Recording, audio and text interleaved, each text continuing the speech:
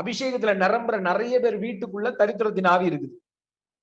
அப்போ இந்த தரித்திரத்தின் ஆவியை வெளியே தள்ளுவதற்கும் அந்த ஆவியினுடைய தாக்கம் இல்லாமல் வாழ்வதற்கும் ஒரே ஒரு வழிதான் வேதத்துல இருக்கு.